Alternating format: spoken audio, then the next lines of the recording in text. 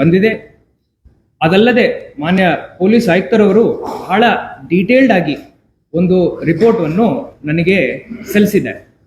ಆ ರಿಪೋರ್ಟ್ ಅಲ್ಲಿ ಶಿವಮ್ ಅಸೋಸಿಯೇಟ್ಸ್ ಅಕ್ಯುಮೆನ್ ಅಂತನೂ ಅದರದ್ದು ಅಲಿಯಾಸ್ ಇದೆ. ಈ ಸಂಸ್ಥೆ ಮುಖಾಂತರ ಅನ್ರೆಗ್ಯುಲೇಟೆಡ್ ಯಾವುದೇ ಸೆಬಿ ಡೈರೆಕ್ಟಿವ್ಸ್, RBI ಡೈರೆಕ್ಟಿವ್ಸ್ ಹಾಗೂ ಯಾವುದೇ ಕೋಆಪರೇಟಿವ್ ಡಿಪಾರ್ಟ್ಮೆಂಟ್ ಡೈರೆಕ್ಟಿವ್ಸ್ ಫಾಲೋ ಮಾಡದೆ ಅವರು ಅನಾಥರೈಸ್ಡ್ ಠೇವಣಿಗಳನ್ನು ಕಲೆಕ್ಟ್ ಮಾಡಿ ಎಕ್ಸಾರ್ಬಿಟೆಂಟ್ ರೇಟ್ ಆಫ್ ಇಂಟ್ರೆಸ್ಟ್ ನಾನು ಕೊಡ್ತೀನಂತ ಅಡ್ವರ್ಟೈಸ್ಮೆಂಟ್ಸ್ನು ಪ್ರಕಟಣೆ ಮಾಡಿ ಸರಿಸುಮಾರು ಪ್ರೈಮಾ ಫೇಸಿ ನಮಗೆ 35,000 ಜನರನ್ನು ಈ ಒಂದು ಸ್ಕೀಮ್ ಅಲ್ಲಿ ಅವರು ಅಳವಡಿಸಿಕೊಂಡಿದ್ದಾರೆ ಅಂತ ಹೇಳಿ ಪ್ರೈಮಾ ಫೇಸಿ ಗೊತ್ತಾಗಿದೆ. ಅದರಂತೆ ಪೊಲೀಸ್ ರಿಪೋರ್ಟ್ನು ಆಧಾರದಲ್ಲಿ ಇಟ್ಕೊಂಡು ಹಾಗೂ ನಾವು ಮಾರ್ಕೆಟ್ ಇಂಟೆಲಿಜೆನ್ಸ್ನು ಆಧಾರದಲ್ಲಿ ಇಟ್ಕೊಂಡು ಪ್ರಿಲಿಮಿನರಿ ಎಂಕ್ವೈರಿ ನಾವು ಅಸಿಸ್ಟೆಂಟ್ ರಿಜಿಸ್ಟ್ರಾರ್ ಆಫ್ ಕೋಆಪರೇಟಿವ್ ಸೊಸೈಟೀಸ್ಗೆ ನಾನು ಆದೇಶವನ್ನು ಮಾಡಿದೆ. ಇವರ ಜವಾಬ್ದಾರಿ ಏನಿತ್ತಂದ್ರೆ assistant registrar of cooperative societies ಅವರು ಒಂದು ಜನರಲ್ ಎಂಕ್ವೈರಿ ಮಾಡಬೇಕು. ಈ ಒಂದು ಎಂಟಿಟಿ ಸಂಸ್ಥೆ ಏನಿದೆ ಇದರದ್ದು ಲೀಗ್ಯಾಲಿಟಿನೂ ಅವರು ಚೆಕ್ ಮಾಡಬೇಕು. ಲೀಗ್ಯಾಲಿಟಿನ ಅಲ್ಲದೆ ಯಾವ ರೀತಿಯ ಫೈನಾನ್ಷಿಯಲ್ ಆಪರೇಷನ್ ಇವರು ನಡೆಸ್ತಾ ಇದ್ದಾರೆ ಅದರ ಬಗ್ಗೆ ಅವರು ಪತ್ತೆ ಹಚ್ಚಬೇಕು. ರೆಗ್ಯುಲೇಷನ್ಸ್ ಅವರು ಫಾಲೋ ಮಾಡ್ತಾ ಇದ್ದಾರಾ ಇಲ್ಲ ಅನ್ನೋದ್ ಬಗ್ಗೆ ಅವರು ಎಂಕ್ವೈರಿವನ್ನು ನಡೆಸಬೇಕು. ಠೇವಣಿಯನ್ನು ಹೆಂಗ್ ಮೊಬಿಲೈಸ್ ಮಾಡ್ತಾ ಇದ್ದಾರೆ ಅದರದ್ದು ಮೆಥಡಾಲಜಿವನ್ನು ಅವರು ಪತ್ತೆ ಮಾಡಬೇಕು. ಹಾಗೂ ಕೋಆಪರೇಟಿವ್ ಡಿಪಾರ್ಟ್ಮೆಂಟ್ ಹಾಗೂ ಫೈನಾನ್ಷಿಯಲ್ ರೆಗ್ಯುಲೇಷನ್ ಲಾಸ್ನ ಏನಾದ್ರು ಉಲ್ಲಂಘನೆ ಮಾಡ್ತಾ ಇದ್ದಾರಾ ಇದರ ಬಗ್ಗೆ ಅವರು ತನಿಖೆ ಮಾಡಬೇಕು.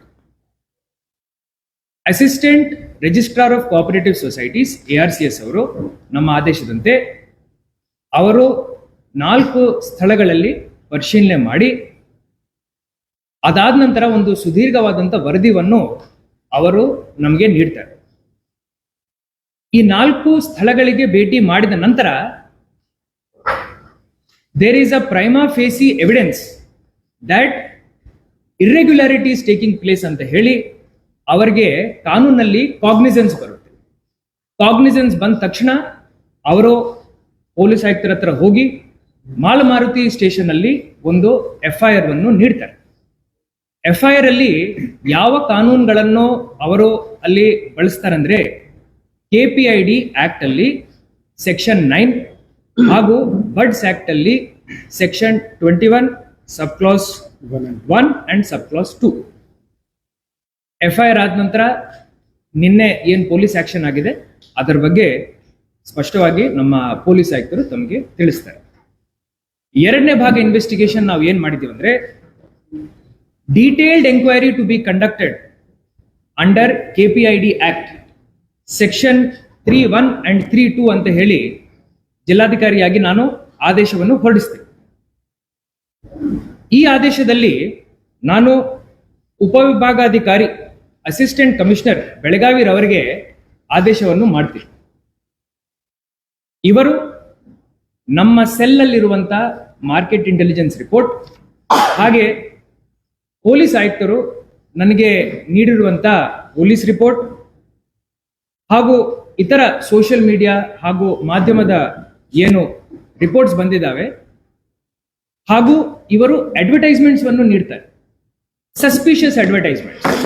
ನಾನು 36% ನಿಮಗೆ ಇಂಟ್ರೆಸ್ಟ್ ರೇಟ್ ಕೊಡ್ತೀನಿ ಹಾಗೂ ನೀವು ನನಗೆ ಮಿನಿಮಮ್ 1 lakh ರೂಪಾಯಿ ಡೆಪಾಸಿಟ್ ಕೊಡಬೇಕಂತ ಹೇಳಿ ಅಡ್ವರ್ಟೈಸ್ಮೆಂಟ್ಸ್ ಕೊಡ್ತಾರೆ. ಆ ಅಡ್ವರ್ಟೈಸ್ಮೆಂಟ್ ಕಾಪೀಸ್ ನಮ್ಮ ಕಡೆ ಇಲ್ಲಿ ಇದಾವೆ. ಪೊಲೀಸ್ ರಿಪೋರ್ಟ್ ಅಲ್ಲಿನೂ ಈ ಅಡ್ವರ್ಟೈಸ್ಮೆಂಟ್ಸ್ ಬಗ್ಗೆ ಮಾನ್ಯ ಪೊಲೀಸ್ ಆಯುಕ್ತರು ಬಹಳ ಸ್ಪಷ್ಟವಾಗಿ ನಮಗೆ ತಿಳಿಸ್ತಾರೆ. So detailed enquiry to be conducted by assistant commissioner.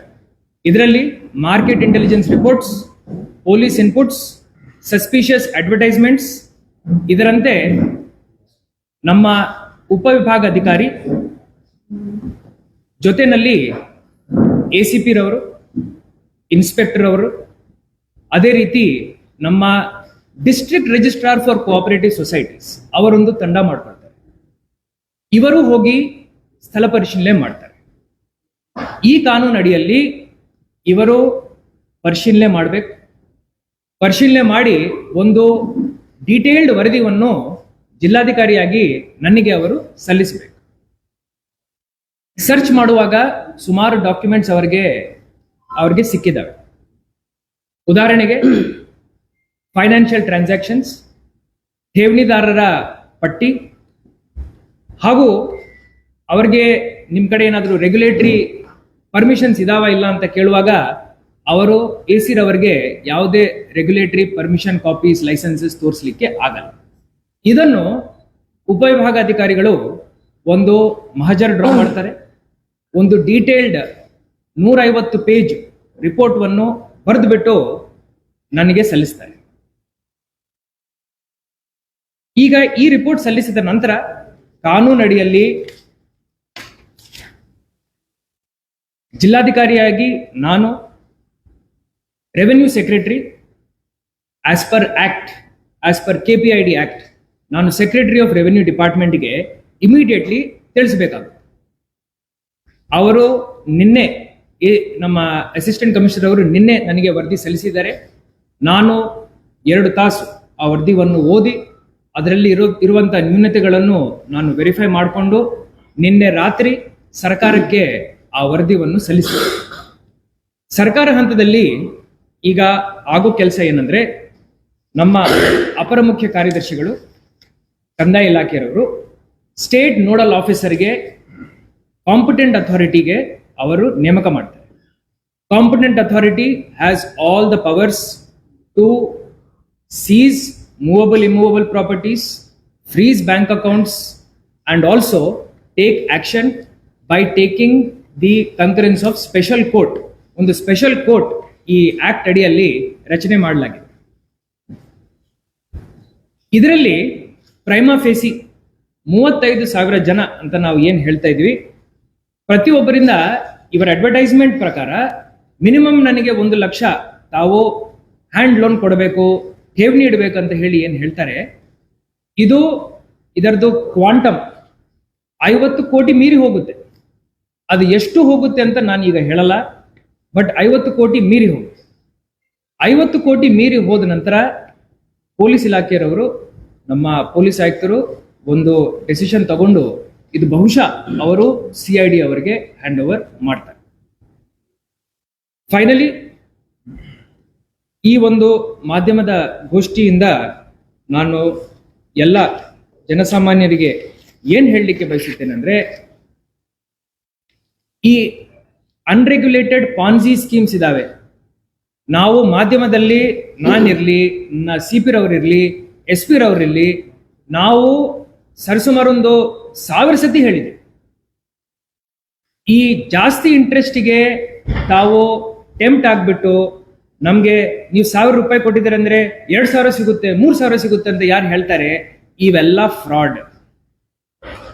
RBI guidelines ಪ್ರಕಾರ RBI ವೆಬ್ಸೈಟ್ ನಲ್ಲಿ ಎಲ್ಲ ಫೈನಾನ್ಷಿಯಲ್ ರೆಗ್ಯುಲೇಟರಿ ಬಾಡೀಸ್ ಹಾಗೂ ನಾನ್ ಬ್ಯಾಂಕಿಂಗ್ ಫೈನಾನ್ಷಿಯಲ್ ಕಂಪನಿಗಳ ಹೆಸರು ಪಟ್ಟಿಯನ್ನು ಅವರು ಬಹಿರಂಗ ಮಾಡಿದ್ದಾರೆ. ಅಲ್ಲಿ ಹೋಗಿ ಆ ಪಟ್ಟಿನಲ್ಲಿ ಅವರು ಇದಾರಾ ಇಲ್ಲನಾ ಅಂತ ಚೆಕ್ ಮಾಡಿಕೊಂಡು ಆವಾಗ ಇನ್ವೆಸ್ಟ್ ಮಾಡಬೇಕು. ಇನ್ವೆಸ್ಟ್ ಮಾಡೋದು ತಪ್ಪಲ್ಲ, ಬಟ್ ಈ ರೀತಿಯ ಯಾವುದೇ ರೆಗ್ಯುಲೇಟರಿ ಫ್ರೇಮ್ವರ್ಕ್ ಅಲ್ಲಿ ಬರಲಾರ್ದ ಸಂಸ್ಥೆಗಳಲ್ಲಿ ಅವರು ಇನ್ವೆಸ್ಟ್ ಮಾಡೋದು ಬಹಳ ತಪ್ಪು, ಅದು ಇಲ್ಲಿಗಲ್ ಆಗುತ್ತೆ.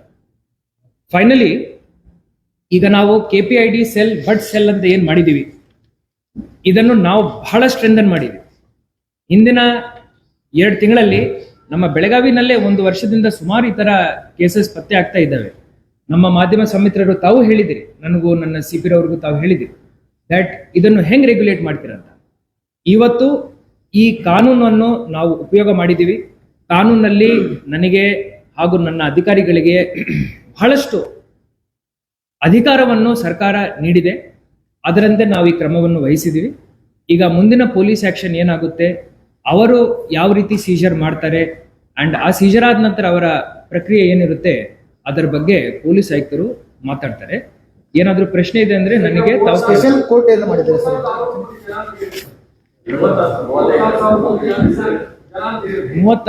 36 1000 ಜನ.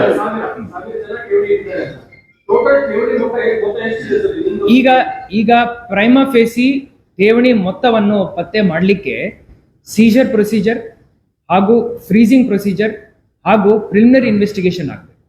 ಇದಕ್ಕೆ ಮೂಲ FIR. ನಿನ್ನೆ ರಾತ್ರಿ 10 ಗಂಟೆಗೆ 9:30 FIR ಬುಕ್ ಮಾಡಲಾಗಿದೆ. ಈಗ ಪ್ರಿಲಿಮಿನರಿ ಇನ್ವೆಸ್ಟಿಗೇಷನ್ ಅವರು ಮಾಡ್ತಾ ಇದ್ದಾರೆ. ಬಟ್ ನಾನು ಇಷ್ಟು ಹೇಳ್ತೀನಿ, ನಮಗೆ ಸುಮಾರು ಬಾಂಡ್ಸ್ ಸಿಕ್ಕಿದಾವೆ ಅಲ್ಲಿ. ಆ ಬಾಂಡ್ಸ್ ಅಲ್ಲಿ ನಾವು ನೋಡಿದ್ದೀವಂದ್ರೆ 50 ಕೋಟಿ ಮೀರಿದೆ. ನಾನು ಇಷ್ಟು ಅಷ್ಟಂತ ಹೇಳಲ್ಲ, ನಾನು ಇಷ್ಟಂತ ಹೇಳಲ್ಲ. ನಾನು 50 ಕೋಟಿ ಅಂತ ಯಾಕೆ ನಂಬರ್ ಹೇಳ್ತಾ ಇದ್ದೀನಿ ಅಂದ್ರೆ, ಇದರ ಮೇಲೆ ಯಾವುದೇ ಫೈನಾನ್ಷಿಯಲ್ ಫ್ರಾಡ್ ಆಗಿದೆ ಅಂದ್ರೆ ಇದು ಸೀರಿಯಸ್ ಫೈನಾನ್ಷಿಯಲ್ ಫ್ರಾಡ್ ಆಗುತ್ತೆ. ಅಂಡ್ ಇದು ಪೊಲೀಸ್ ಇಲಾಖೆಯಿಂದ ಹಾಗೂ CID ದಿಂದ ಇನ್ವೆಸ್ಟಿಗೇಷನ್. ಪ್ರೈಮಾ ಫೇಸಿ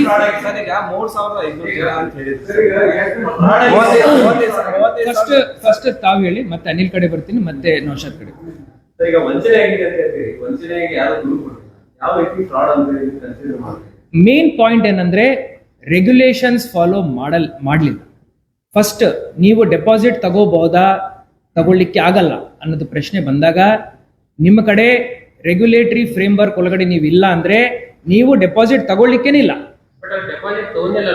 ಡೆಪಾಸಿಟ್ ಈಗ ಹ್ಯಾಂಡ್ ಲೋನ್ ಅಂತ ಏನಿದೆ, ನಿನ್ನೆ ಒಂದು ಕೋರ್ಟ್ ಆರ್ಡರ್ ಬಂದಿದೆ, ನಾನು ತಮಗೆ ಫಾರ್ವರ್ಡ್ ಮಾಡ್ತೀನಿ. ಈ ರೀತಿಯ ಸೆಟಪ್ ಅಲ್ಲಿ ಹ್ಯಾಂಡ್ ಲೋನ್ ಅಂತ ತಗೊಂಡಿದ್ದಾರೆ ಅಂದ್ರೇನು ಅದು ಡೆಪಾಸಿಟ್ ಅಂತ ಕನ್ಸಿಡರ್ ಆಗುತ್ತೆ ಅಂತ ಹೈಕೋರ್ಟ್ ವರ್ಡಿಕ್ಟ್ ಬಂದಿದೆ. ನಾನು ತಮಗೆ ಶೇರ್ ಮಾಡ್ತೀನಿ. ಸೆಕೆಂಡ್ ಕ್ವೆಶ್ಚನ್, 35,000 ಜನ ಅಂತಂದ್ರೆ ಕನಿಷ್ಠ 1 ಲಕ್ಷ ರೂಪಾಯಿ ಅಂತ 1 ಲಕ್ಷ ಮೇಲೆನೆ ಹೂಡಿಕೆ ಮಾಡಬೇಕು. 35,000 ಕೋಟಿನ ಇರ್ಬೋದು ಹಂಗಾರೆ ಅವನು 3,500 ಕೋಟಿ ಇರ್ಬೋದು. ಪ್ರೈಮಾ ಫೇಸಿ ಜಿಲ್ಲಾಧಿಕಾರಿಯಾಗಿ ನಾನು ಬಹಳ ಜವಾಬ್ದಾರಿಯಿಂದ ನಾನು ಮಾತಾಡ್ತಾ ಇದ್ದೀನಿ. ನಾನು ನನ್ನ ಹೇಳಿಕೆಯಿಂದ ಈ ಇನ್ವೆಸ್ಟಿಗೇಷನ್ಗೆ ಯಾವುದೇ ತೊಂದರೆ ಆಗಬಾರ್ದಂತ ಆ ದೃಷ್ಟಿಯಿಂದ ನಾನು ಇಷ್ಟು ಹೇಳ್ತಾ ಇದ್ದೆ. ಪ್ರೈಮಾ ಫೇಸಿ 50 ಕೋಟಿ ಮೀರಿದೆ. ಇದು ಸೀರಿಯಸ್ ಫೈನಾನ್ಷಿಯಲ್ ಫ್ರಾಡ್ ಆಗುತ್ತೆ. ನಾನೇನು ಹೇಳ್ತಾ ಇಲ್ಲ, ನನ್ನ ಪ್ರಕಾರ ಏನಿಲ್ಲ ಇದರಲ್ಲಿ. ನಾನು ತಮಗೆ ಇಷ್ಟು ಹೇಳ್ತಾ ಇದ್ದೀನಿ. ನಾನು ಏನ್ ಹೇಳ್ತಾ ಇದ್ದೀನಿ ಅಂದ್ರೆ ಬಹಳ ಜವಾಬ್ದಾರಿಯಿಂದ ಹೇಳ್ತಾ ಇದ್ದೀನಿ. ಏನ್ ಹೇಳ್ತಾ ಇದ್ದೀನಿ ಅಂದ್ರೆ 50 ಕೋಟಿ ಮೀರಿ ಹೋಗಿದೆ ಅಂದ್ರೆ ಸೀರಿಯಸ್ ಫೈನಾನ್ಷಿಯಲ್ ಫ್ರಾಡ್ ನಮ್ಮ ಕಾನೂನು ಪ್ರಕಾರ. ನನ್ನ ಕಾನೂನು ಒಂದೊಂದಾಗಿ ಆನ್ಸರ್ ಮಾಡ್ತೀನಿ. ಫಸ್ಟ್ ತಮ್ದು ಆನ್ಸರ್ ಮಾಡ್ತೀನಿ. 50 ಕೋಟಿ ಅಂತ ಯಾಕೆ ಹೇಳ್ತಾ ಇದ್ದೀನಿ ಅಂದ್ರೆ, ಮಿನಿಮಮ್ 50 ಕೋಟಿ ಇರ್ಬೋದು ಅಂತ ಪ್ರೈಮಾ ಫೇಸಿ ನಮಗೆ ಗೊತ್ತಾಗ್ತದೆ. ಅದು ನಾನು ಜಿಲ್ಲಾಧಿಕಾರಿಯಾಗಿ ಹೆಂಗ್ ಹೇಳಬೇಕು? ನನಗೆ AC ಅವರ ರಿಪೋರ್ಟ್ ಬಂದಿದೆ, ARCS ಅವರ ರಿಪೋರ್ಟ್ ಬಂದಿದೆ. ಅದರಲ್ಲಿ ಇಷ್ಟು ಜನ ಇದರಲ್ಲಿ ಇನ್ವಾಲ್ವ್ ಇರಬಹುದು ಅಂತ ಹೇಳಿ ಅವರು ಒಂದು ಮಾಹಿತಿಯನ್ನು ನೀಡಿದ್ದಾರೆ. ಅವರ ಅಡ್ವರ್ಟೈಸ್ಮೆಂಟ್ ಅಲ್ಲಿ 1 ಲಕ್ಷ ಅಂತ ಹೇಳಿರ್ಬೋದು. ಅವ್ರು ಮತ್ತೆ ತೀರಾ ಹೋಗಿ 1,000 ತಗೊಂಡಿದಾರ, 2,000 ತಗೊಂಡಿದಾರ, 1 ಲಕ್ಷ ತಗೊಂಡಿದಾರ, 10 ಲಕ್ಷ ತಗೊಂಡಿದಾರ, 1 ಕೋಟಿ ತಗೊಂಡಿದಾರ, ಅದು ನಮಗೆ ಸದ್ಯಕ್ಕೆ ಗೊತ್ತಿಲ್ಲ. ಬಟ್ ಪ್ರೈಮಾ ಫೇಸಿ 50 ಕೋಟಿ ಮೀರಿ ಅನಿಸ್ತಾ ಇದೆ. ಅದರಿಂದ ಇದೊಂದು ಸೀರಿಯಸ್ ಫೈನಾನ್ಷಿಯಲ್ ಫ್ರಾಡ್ ಆಗುತ್ತೆ. ಹಣ ಹೂಡಿಕೆ ಮಾಡಿದವರು for almost 5 to 6 years. Why any of the state and central agencies are not taking cognizance of this? And another, it becomes obvious that somebody is the backing of somebody. Because for the past 5-6 years, there is no way. So, ಇದೊಂದು clarification ಕೊಡ್ತೀನಿ. My friend from the media has asked 2 questions. First one is that the registration seems to be quite old. He's been operating since a decade. Why hasn't it come in the eyes of the law? And our English ಅಲ್ಲಿ okay, ನಮ್ಮ ಮಾಧ್ಯಮದ ಮಿತ್ರರು ಕೇಳಿದ್ದಾರೆ, 2 ಪ್ರಶ್ನೆ ಕೇಳಿದ್ದಾರೆ. ಮೊದಲನೇದು, 10 ವರ್ಷದಿಂದ ಇವರು ಅಲ್ಲಿ ಸಂಸ್ಥೆಯನ್ನು ನಡೆಸ್ತಾ ಇದ್ದಾರೆ, ಸರ್ಕಾರ ಗಮನಕ್ಕೆ, ಏಜೆನ್ಸೀಸ್ ಗಮನಕ್ಕೆ ಇದು ಬಂದಿಲ್ಲ ಅಂತ ಪ್ರಶ್ನೆ ಕೇಳಿದ್ದಾರೆ. ಅದಕ್ಕೆ ಉತ್ತರವನ್ನು ನೀಡಿ, ನಮ್ಮ ಮಾರ್ಕೆಟ್ ಇಂಟೆಲಿಜೆನ್ಸ್ ಪ್ರಕಾರ ಆ ಸಂಸ್ಥೆ ರಿಜಿಸ್ಟ್ರೇಷನ್ ಯಾವಾಗ ಆಗಿರ್ಬೋದು, ಈ ಆಕ್ಟಿವಿಟೀಸ್ ಚಟುವಟಿಕೆಗಳು ಏನು ಶುರು ಆಗಿದ್ದಾವೆ ಇದು ಆಫ್ ಲೇಟ್ ಶುರು ಆಗಿದ್ದಾವೆ. ಇದು ನಮ್ಮ ಮಾರ್ಕೆಟ್ ಇಂಟೆಲಿಜೆನ್ಸ್ ಹೇಳುತ್ತೆ. ಈಗ ಇನ್ವೆಸ್ಟಿಗೇಷನ್ ಆದ ನಂತರ ಮೊದಲನೇ ಠೇವಣಿ ಯಾವಾಗ ಬಿದ್ದಿದೆ, ಅದರದ್ದು ಅಮೌಂಟ್ ಎಷ್ಟಿದೆ, ಅದಾದ ನಂತರ ಅವರ ಅಸೋಸಿಯೇಟ್ಸ್ ಇಂದ ತಳಮಟ್ಟದಿಂದ ಎಷ್ಟು ಜನನ ಅವರು ಸೇರಿಸ್ಕೊಂಡಿದ್ದಾರೆ, ಎಷ್ಟು ಜನ ಅದರಲ್ಲಿ ಸೇರಿದ್ದಾರೆ, ಯಾವಾಗ ಸೇರಿದ್ದಾರೆ, ಫಸ್ಟ್ ಇನ್ಸ್ಟಾಲ್ಮೆಂಟ್ ಡೆಪಾಸಿಟ್ ಯಾವಾಗ ಬಂದಿದೆ, ನೆಕ್ಸ್ಟ್ ಡೆಪಾಸಿಟ್ ಯಾವಾಗ ಬಂದಿದೆ, ಅದೆಲ್ಲ ನಮಗೆ ಬ್ಯಾಂಕ್ ಟ್ರೇಲ್ ಅಲ್ಲಿ ಗೊತ್ತಾಗ್ಬಿಡುತ್ತೆ. ಬ್ಯಾಂಕ್ ಟ್ರೇಲ್ ಮಾಡಲಿಕ್ಕೆ ನಮಗೆ ಹಾರ್ಡ್ಲಿ ಒಂದು ವಾರ ಸಾಕು. ಕಾಂಪಿಟೆಂಟ್ ಅಥಾರಿಟಿ ನೇಮಕ ಆದ ತಕ್ಷಣ ಅವರು ಇದೇ ಆರ್ಡರ್ ಮಾಡೋದು. ಒಂದು ವಾರದ ಒಳಗಡೆ ನಮಗೆ ಈ ಕ್ಲಾರಿಟಿ ಸಿಗುತ್ತೆ. ಹಣ ಸಾಮಾನ್ಯ ಜನರಿಗೆ 1 ಕೋಟಿ ಹೂಡಿಕೆ ಮಾಡಿದಲ್ಲಿ ಬೇಕಿದ್ದಾರೆ ಸೆಕೆಂಡ್ ಕ್ವಶನ್ ಅಕೌಂಟ್ ಯಾಕೆ ದುಡ್ಡು ಬಂದಾಗ ಯಾಕೆ ಇನ್ವಾಲ್ವ್ ಆಗಿಲ್ಲ ಅಂತ ಸೆಕೆಂಡ್ ಕ್ವಶನ್ ಸರ್. ಅವ್ರೇನ್ ಕೇಳ್ತಾರಂದ್ರೆ, ಈಗ ಇಷ್ಟೆಲ್ಲ ಆಗ್ತಾ ಇದೆ, ಇವ್ರಿಗೆ ಏನಾದ್ರು ಬ್ಯಾಕಿಂಗ್ ಇದೆಯಾ ಅಂತ ಕೇಳ್ತಾರೆ. ನಾನು ಒಂದು ಥಿಂಗ್ ಸ್ಪಷ್ಟವಾಗಿ ಹೇಳ್ತೇನೆ. ಕಾನೂನು ಹಾಗೂ ಜಿಲ್ಲಾಡಳಿತ ಪೊಲೀಸ್ ಇಲಾಖೆ ಗಮನಕ್ಕೆ ಬಂದ ನಂತರ ನಾವು ತಕ್ಷಣ ಇವರ ಮೇಲೆ ಇನ್ವೆಸ್ಟಿಗೇಷನ್ ಶುರು ಮಾಡಿದ್ದೀವಿ. ಲಾಸ್ಟ್ 1.5 2 months ಇಂದ ಹೋಮ್ವರ್ಕ್ ಮಾಡ್ತಾ ಇದ್ದೀವಿ ಹಾಗೂ ನಾವು ಆಕ್ಷನ್ ಅನ್ನು ತಗೊಂಡಿದ್ದೀವಿ. ಈ ಒಂದು ಸ್ಕೀಮ್ ಏನಿದೆ ಇನ್ನೂ ಡೆವಲಪ್ಮೆಂಟಲ್ ಸ್ಟೇಜಸ್ ಅಲ್ಲಿ ಇದೆ. ನಮ್ಮ ಪ್ರಿಲಿಮಿನರಿ ರಿಪೋರ್ಟ್ ಪ್ರಕಾರ ಮೆಚ್ಯೂರ್ ಸ್ಟೇಜ್ಗೆ ಹೋಗಲಿಲ್ಲ. ಎಷ್ಟೋ ಸ್ಕೀಮ್ಗಳು ಮೆಚ್ಯೂರ್ ಸ್ಟೇಜಸ್ ಅಲ್ಲಿ ಇರ್ತವೆ. ಈ ಸ್ಕೀಮ್ ನಮ್ಮ ಅದೃಷ್ಟ ಏನಂದ್ರೆ ಇನ್ನೂ ಡೆವಲಪ್ಮೆಂಟಲ್ ಸ್ಟೇಜ್ ಅಲ್ಲಿ ಇದೆ. ಬಹಳ ಜವಾಬ್ದಾರಿಯಿಂದ ಇಷ್ಟು ಹೇಳ್ತಾ ಇದ್ದೀನಿ. ಸರಿ, ಹಣ ಹೂಡಿಕೆ ಮಾಡಿದಲ್ಲಿ ಬೇಕಿದ್ದಾರೆ ಸ್ವಲ್ಪ ಹಾಕಿದ್ರೆ ಇನ್ಕಮ್ ಟ್ಯಾಕ್ಸ್ ಅವರು ರೇಟ್ ಹಾಕಿಬಿಡ್ತಾರೆ, ನೋಟಿಸ್ ಕಳಿಸ್ತಾರೆ. ಇನ್ನೊಂದು 3,500 ಕೋಟಿ ರೂಪಾಯಿ ಟ್ರಾನ್ಸಾಕ್ಷನ್ ಆದ್ಮೇಲೆ ಇನ್ಕಮ್ ಟ್ಯಾಕ್ಸ್ ಯಾಕೆ ಕೊಟ್ಟಿದ್ರು, ಮತ್ತೆ ಇಡಿ ಅವ್ರು ಯಾಕೆ ತುಂಬಿದ್ರು, ಯಾರು ಏನು ಮಾಡ್ಲಿಲ್ವಾ ಅಂತ ಹೇಳಿ. ಇದರಿಂದ ನಮ್ಗೆ ನೀವು ಹೇಳ್ತಾ ಇರೋದು ಸರಿ ಇದೆ. ಇದರಿಂದ ನಮ್ಗೆ ಏನ್ ಗೊತ್ತಾಗಿದೆ ಅಂದ್ರೆ, ಅವರು ಅಡ್ವರ್ಟೈಸ್ಮೆಂಟ್ ಅಲ್ಲಿ 1 ಲಕ್ಷ ಹೇಳಿರ್ಬೋದು, ಆದ್ರೆ ಠೇವಣಿ ತಗೊಳ್ಳುವಾಗ ಎಷ್ಟು ಅಮೌಂಟ್ ಠೇವಣಿ ತಗೊಂಡಿದ್ದಾರೆ ಅದರದ್ದು ಕ್ವಾಂಟಮ್ ಹೆಚ್ಚು ಕಡಿಮೆ ಇರುತ್ತೆ. ಸರ್ ಠೇವಣಿ ಸೊ ನಮ್ಮ ಸಿಸ್ಟಮ್ ಅಲ್ಲಿ ಅದು ಟ್ರಿಗರ್ ಆಗ್ಲಿಲ್ಲ ಅಂದ್ರೆ ಠೇವಣಿ ಪ್ರಮಾಣ ಸಣ್ಣದಾಗಿರ್ಬೋದು, ಮಲ್ಟಿಪಲ್ ಠೇವಣಿಗಳಿರ್ಬೋದು, ಮಲ್ಟಿಪಲ್ ಬ್ಯಾಂಕ್ ಅಕೌಂಟ್ಸ್ ಅಲ್ಲಿ ಇರ್ಬೋದು. ಈ ಒಂದು ಪೇಪರ್ ಟ್ರೇಲ್, ಬ್ಯಾಂಕ್ ಟ್ರೇಲ್ ಏನಿದೆ ಅದನ್ನು ನಾವು ಮಾಡ್ತಾ ಇದ್ದೀವಿ. ಹಣ ಹೂಡಿಕೆ ಮಾಡಿದಲ್ಲಿ ವಿ.ಐ.ಪಿ ಜಾರಿ ಸರ್. ಈಗ ಈಗ ಈಗ ಇದರಲ್ಲಿ ಡೆಪಾಸಿಟರ್ಗಳ ಹೆಸರನ್ನು ನಾವು ಬಹಿರಂಗ ಮಾಡಲ್ಲ. ಯಾಕೆ ಅಂದ್ರೆ ಈ ಕಾನೂನು ಇರೋದೇ ಡೆಪಾಸಿಟರ್ಸ್ ಹಿತರಕ್ಷಣೆಗಾಗಿ. ಇದರಲ್ಲಿ ಯಾರು ಡೆಪಾಸಿಟ್ ಟೇಕರ್ಸ್ ಇದ್ದಾರೆ ಅವರ ಮೇಲೆ ನಾವು ಕ್ರಮವನ್ನು ವಹಿಸ್ತೀವಿ. ಅವರ ಮೇಲೆ FIR ಮಾಡಿದ್ದೀವಿ. ಮುಂದಿನ ಕ್ರಮ ಯಾವುದೇ ಇಶ್ಯೂಸ್ ಇಲ್ಲದಂತೆ ನಾವು ಮಾಡ್ತೀವಿ. ಬೇರೆ ಬೇರೆ ಅಕೌಂಟಿಗೆ ವಾಟ್ಸ್ ಆ್ಯಕ್ಟಲ್ಲಿ ಒಂದು ಸ್ಟಾರ್ಟ್ ಮಾಡಿದ್ರೆ ವಾಟ್ಸ್ ಆ್ಯಕ್ಟಲ್ಲಿ ನೀವು ಸೆಲ್ ಸ್ಟಾರ್ಟ್ ಮಾಡಿದ್ರೆ ಅಂತ ಹೇಳಿದ್ರಿ. KPID ಹಾಗೂ ಬಡ್ಸ್. ಹೌದಾ? ಏಕಕಾಲದಲ್ಲಿ ಯಾಕೆ ಇನ್ನೂ ಇದೇ ರೀತಿ ಇನ್ವೆಸ್ಟ್ಮೆಂಟ್ ಮಾಡ್ತಾ ಇರ್ತಕ್ಕಂಥ ಏಜೆನ್ಸಿಗಳು ಇದ್ದಾವೆ? ಇನ್ನು ಕೇವಲ ಇದು ಒಂದೇ ಯಾಕೆ, ಅದನ್ನು ಎಟ್ ಟೈಮಲ್ಲಿ ತನಿಖೆ ಮಾಡ್ಬೋದು. ನಮ್ಮ ಸೆಲ್ ಅಲ್ಲಿ ನಾವು ಈಗ ಏನೇನ್ ಇನ್ವೆಸ್ಟಿಗೇಟ್ ಮಾಡ್ತಾ ಇದ್ದು ತಮಗೆ ಹೇಳಲ್ಲ. ಬಟ್ ಬೆಳಗಾವಿ ನಗರದಲ್ಲಿ ಪೊಲೀಸ್ ಆಯುಕ್ತರ ಜೂರಿಸ್ಡಿಕ್ಷನ್ ಅಲ್ಲಿ ಇರ್ಬೋದು, ಹಾಗೂ ಬೆಳಗಾವಿ ಜಿಲ್ಲೆನಲ್ಲಿ ಈಗಿಂದ ಈ ಏನು ಸೆಲ್ ಬಂದಿದೆ, ಈ ಸೆಲ್ ಮುಖಾಂತರ ಹಾಗೂ ಅವರ ಇಂಟೆಲಿಜೆನ್ಸ್ ಮುಖಾಂತರ ಈ ರೀತಿಯ ಸ್ಕೀಮ್ಗಳನ್ನು ನಾವು ನಡೆಸಲಿಕ್ಕೆ ಬಿಡಲ್ಲ. ಜೊತೆನಲ್ಲಿ ಯಾವುದು ಸ್ವಲ್ಪ ದೊಡ್ಡ ಮಟ್ಟದ ಇಶ್ಯೂ ಇರುತ್ತೆ ಅದನ್ನು ನಾವು ಫಸ್ಟ್ ಟ್ಯಾಕಲ್ ಮಾಡ್ತೀವಿ. ಒಂದು ಬಹಿರಂಗ ಆಗಿದೆ ಅಂದ್ರೆ ಮಿಕ್ಕಿದ ಯಾರು ಓಡಿ ಹೋಗ್ಬಾರ್ದು, ಅವ್ರ ಮೇಲೆ ನಿಗಾ ಇಟ್ಟಿದೆ.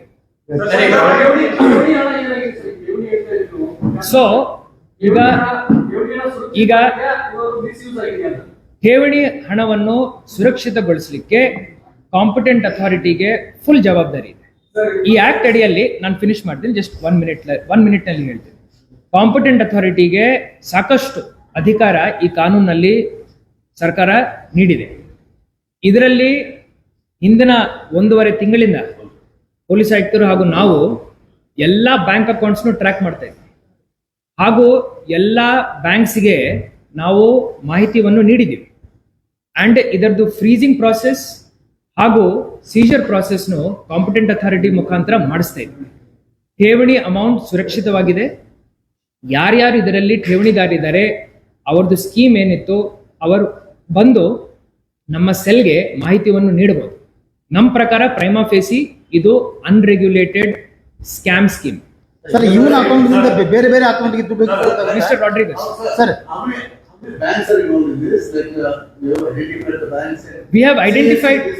we have identified the banks. We know the bank. I'll answer your question. I know, I understand your question. Sir ಈಗ We have identified the banks. We know the bank branches. We know the account numbers as per the preliminary inquiry. We are not going to reveal that at this stage because the matter is under investigation. But this information has reached the government and has reached the competent authority. Sir ಇವನ account ಇಂದ ಬೇರೆ ಬೇರೆ ಅಕೌಂಟ್ಗೆ ದುಡ್ಡು ಹೋಗಿದ್ದು ಗೊತ್ತಾಗುತ್ತಾ ಎಷ್ಟು ಹೋಗಿದೆ ಅಂತ ಹೇಳಿ ಈಗ ಎಲ್ಲೆಲ್ಲಿ ಕೊಟ್ಟಿದ್ದಾನೆ ಅಂತ ಹೇಳಿ ಬ್ಯಾಂಕಿಂಗ್ ಟ್ರೇಲ್ ಅನ್ನೋದು ಎಲೆಕ್ಟ್ರಾನಿಕ್ ಟ್ರೇಲ್. ಇವರು ಏನ್ ಡೆಪಾಸಿಟ್ಸ್ ಮಾಡಿದ್ದಾರೆ ಚೆಕ್ ಮುಖಾಂತರ ಮಾಡಿದ್ದಾರೆ. ಸುಮಾರು ಜನ ಅವರ ಪೆನ್ಷನ್ ಅಮೌಂಟ್ ತಂದು ಕೊಟ್ಟಿದ್ದಾರೆ. ಎಷ್ಟೋ ಜನ ಏನು ಲ್ಯಾಂಡ್ ಜಾಗವನ್ನು ಮಾರ್ಬಿಟ್ಟು ಕೊಟ್ಟಿದ್ದಾರೆ. ಸರ್ ಇವನ ಅಕೌಂಟ್ ಬೇರೆ ಬೇರೆ ಕಡೆ ಹೋಗಿ ಎಕ್ಸ್ಪ್ಲೇನ್ ಮಾಡಿ ಫಸ್ಟ್ ಇವರ ಅಕೌಂಟ್ಗೆ ಹೆಂಗ್ ಬಂದಿರಬಹುದು ಅಂತ ಹೇಳ್ಬೇಕಲ್ವಾ. ಜೊತೆನಲ್ಲಿ ಯಾರಿಗೆ ರೈತರು ಇರ್ತಾರೆ ಲ್ಯಾಂಡ್ ಅಕ್ವಿಷನ್ ಲ್ಯಾಂಡ್ ಅಕ್ವಿಷನ್ ಆದ ನಂತರ ಅವ್ರಿಗೆ ದುಡ್ಡು ಸಿಗುತ್ತೆ. ಎಕರೆಗೆ ಒಂದು 20 ಲಕ್ಷ 30 ಲಕ್ಷ 40 ಲಕ್ಷ ಎಷ್ಟೋ ಜನ ತಂದು ಆ ದುಡ್ಡನ್ನು ಹಾಕಿದ್ದಾರೆ. ಸೊ ಈ ಚಾನೆಲ್ ಏನಿದೆ it is a visible channel. ಈ ಚಾನೆಲ್ ನಮಗೆ ಕಾಣುತ್ತೆ. ಒಂದ್ಸತಿ ಆ ಅಸೋಸಿಯೇಟ್ ಅಕೌಂಟ್ ಅಲ್ಲಿ ಹೋದ ನಂತರ ಅಲ್ಲಿಂದ ಎಲ್ಲಿಗೆ ಹೋಗಿದೆ, ಅಲ್ಲಿಂದ ಮತ್ತೆ ಎಲ್ಲಿಗೆ ಹೋಗಿದೆ, ಈ ಕಂಪ್ಲೀಟ್ ಚಾನೆಲ್ ನಮಗೆ ವಿಸಿಬಲ್ ಇರುತ್ತೆ. ಹಾಗೂ ನಮ್ಮ ಕಾಂಪಿಟೆಂಟ್ ಅಥಾರಿಟಿಗೆ ಹಾಗೂ CIDಗೂ ವಿಸಿಬಲ್ ಇರುತ್ತೆ. ಸರ್, ಆ ಹಣ ಎಲ್ಲಿ ಹೂಡಿಕೆ ಮಾಡಿದ್ದಾರೆ? ಮಿಸ್ಯೂಸ್ ಆಗಿದೆ ಸರ್, ಆ ಹಣ ಎಲ್ಲಿ ಹೂಡಿಕೆ ಬೇರೆ ಮಾಡಿದ್ದಾರೆ? ಬೇರೆ ಇದಕ್ಕೆ ಈ ಠೇವಣಿ ಹಣ ಮತ್ತೆಲ್ಲಾದ್ರೂ ಹೂಡಿಕೆ ಮಾಡಿದ್ದಾರೆ? ಸದ್ಯಕ್ಕೆ ಆ ಇನ್ಫಾರ್ಮೇಶನ್ ಅನ್ನು ನಾವು ರಿವೀಲ್ ಮಾಡಲ್ಲ. ಮಹಾರಾಷ್ಟ್ರ ಮತ್ತು ಆಂಧ್ರದಲ್ಲೂ ಇದೊಂದು ಸ್ಕ್ಯಾಮ್ ನಡೀತಾ ಇದೆ ಸರ್. ಈಗ ಆಲ್ರೆಡಿ ಅವರು ಟಚ್ ಇಲ್ಲದಾರ, ಈ ನೆಟ್ವರ್ಕ್ ಅಲ್ಲೂ ಕೆಲಸ ಮಾಡ್ತಾ ಇದೆ. ಅದ್ರ ಕಡೆ ಏನಾದ್ರೂ ತಾವು ಸರ್ಕಾರ ತಾವು ಇದನ್ನ ಜಿಲ್ಲಾಡಳಿತ ಪ್ರೈಮಾ ಫೇಸಿ ಇದು ಬರೇ ಒಂದು ಜಿಲ್ಲೆ ಸಮಸ್ಯೆ ಅಲ್ಲ, ಇದು inter district inter state issue ಇದೆ. ಈ ಒಂದು ಪಾಯಿಂಟ್ ವನ್ನು ನಾವು ಸರ್ಕಾರ ಗಮನಕ್ಕೆ ನಿನ್ನೆನೆ ತಂದಿದ್ದೀವಿ. ಕಾಂಪಿಟೆಂಟ್ ಅಥಾರಿಟಿ ಗಮನಕ್ಕೂ ನಿನ್ನೆ ತರಲಾಗಿದೆ. ಬರೀ ಡಿಸ್ಟ್ರಿಕ್ಟ್ಗೆ ಸಂಬಂಧಪಟ್ಟಂತೆ ಇತ್ತಂದ್ರೆ ಮೇಜರ್ ಪವರ್ಸ್ ಕಾಂಪಿಟೆಂಟ್ ಅಥಾರಿಟಿಯಿಂದ ನಮಗೆ ನೀಡ್ತಾರೆ. But because this is an inter district or possibly prima facie possibly an inter state issue, this issue will be directly dealt by competent authority because ಇದು ಬಹಳಷ್ಟು ಜಿಲ್ಲೆಗಳಲ್ಲಿ ಹಾಗೂ ಅಂತಾರಾಜ್ಯ ಸಮಸ್ಯೆ ಇರಬಹುದಂತ ಪ್ರೈಮಾ ಫೇಸಿ ನಮಗೆ ಗೊತ್ತಾಗಿದೆ. ಅದರಿಂದ ರಾಜ್ಯ ಮಟ್ಟದಲ್ಲೇ ಕಾಂಪಿಟೆಂಟ್ ಅಥಾರಿಟಿಯಿಂದನೇ ಈ ಒಂದು ತನಿಖೆಯನ್ನು ನಡೆಸ್ತಾರೆ. ಸರ್, ಠೇವಣಿ ಹಣ ಹೇಗೆ ಸರ್, ಇರುತ್ತೆ? ನೀವು ಒಬ್ಬನೇ ಇದ್ದಾರೆ, ಮತ್ತೆ ಜನ ಇದ್ದಾರೆ ನಿಮ್ ಜೊತೆಗೆ. ಯಾಕಂದ್ರೆ one man cannot run such a big show. ಈಗ ಪ್ರೈಮಾ ಫೇಸಿ ನಮ್ಗೆ ಏನ್ ಗೊತ್ತಾಗಿದೆ ಅಂದ್ರೆ ಇವರು ಈ ವ್ಯಕ್ತಿ ಏನಿದ್ದಾರೆ ಶಿವಾನಂದ್ ಎಸ್ ನೀಲನ್ ಅವರ್, ಇವರ ಮೇಲೆ FIR ಮಾಡಿದ್ದೀವಿ. ಇವರ ಜೊತೆ ಅಸೋಸಿಯೇಟ್ಸ್ ಇದ್ದಾರೆ. ಈ ಅಸೋಸಿಯೇಟ್ಸ್ ಮೇಲೇನು ನಾವು ನಿಗಾ ಇಟ್ಟಿದ್ದೀವಿ. ನಮ್ಮ ರಿಪೋರ್ಟ್ ಅಲ್ಲಿ ಅದೇ ಹೇಳಿದ್ದೀವಿ. ಎಷ್ಟು ಜನ ಅಸೋಸಿಯೇಟ್ಸ್ ಇರ್ಬೋದು ಅನ್ನೋದ್ ಬಗ್ಗೆ ನಾನು ನನ್ನ ರಿಪೋರ್ಟ್ ಅಲ್ಲಿ ಸರ್ಕಾರಕ್ಕೂ ಹೇಳಿದ್ದೆ. ಅವರು ಎಲ್ಲಿ ಹೋಗ್ಲಿಕ್ಕಿಲ್ಲ, ಇಲ್ಲೇ ಇರ್ಬೇಕು. ಪೊಲೀಸ್ ಅವರು ಅವ್ರ ಮೇಲೆ ನಿಗಾ ಇಟ್ಟಿದ್ದಾರೆ. ಅವರ ಸೆಲ್ ಫೋನ್ಸ್ನು ಈಗ ಟ್ರ್ಯಾಕ್ ಮಾಡ್ತಾರೆ. ಎಲ್ಲಿ ಹೋಗ್ಲಿಕ್ಕಿಲ್ಲ, ಇಲ್ಲೇ ಇರ್ಬೇಕು. ಜೊತೆನಲ್ಲಿ ಇನ್ನೊಂದು, ಇವತ್ತು ಸಂಜೆ ಒಳಗಡೆನೆ ಎಲ್ಲರಿಗೂ ನಾವು ನೋಟಿಸ್ ಅನ್ನು ಜಾರಿ ಮಾಡ್ತೀವಿ. ಸರ್, ಈ ಠೇವಣಿ ಹಣ ಬಹಳಷ್ಟು ಜನ ಇನ್ಫಾರ್ಮೇಶನ್ ಏನಿದೆ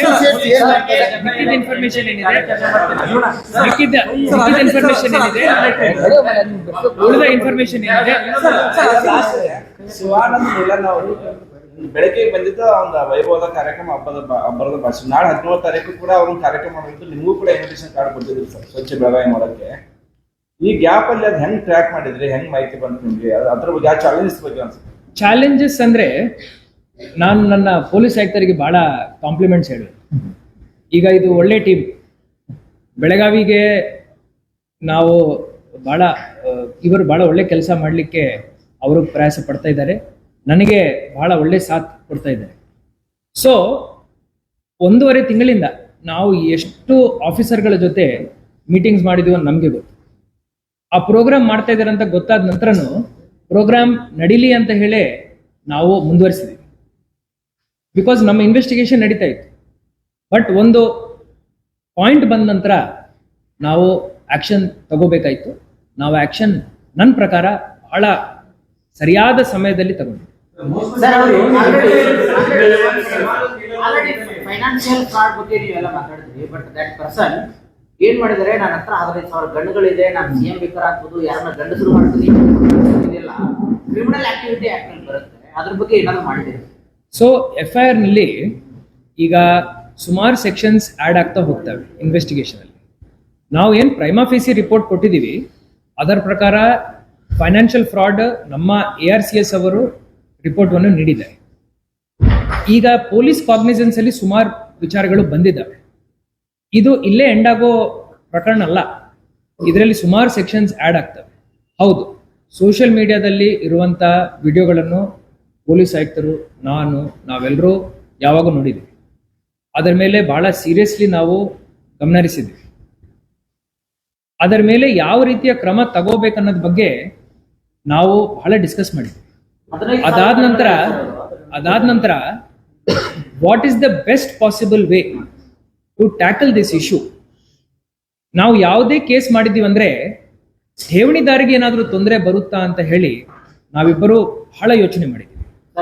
ಅದಕ್ಕೋಸ್ಕರ ಸ್ವಲ್ಪ ಚೇಂಜ್ ಮಾಡಿದ್ದಾರೆ ಅದಕ್ಕೋಸ್ಕರ ನಮ್ಮ ಕಾನೂನು ಏನ್ ಹೇಳುತ್ತೆ, ಪೊಲೀಸ್ ಆಯುಕ್ತರಿರ್ಲಿ, ಇದರಲ್ಲಿ ಕಾನೂನಲ್ಲಿ ಜಿಲ್ಲಾಧಿಕಾರಿ, ಜಿಲ್ಲಾ ದಂಡಾಧಿಕಾರಿ ನನಗೆ ಬಹಳ ಜವಾಬ್ದಾರಿಯನ್ನು ನೀಡಿದ್ದಾರೆ.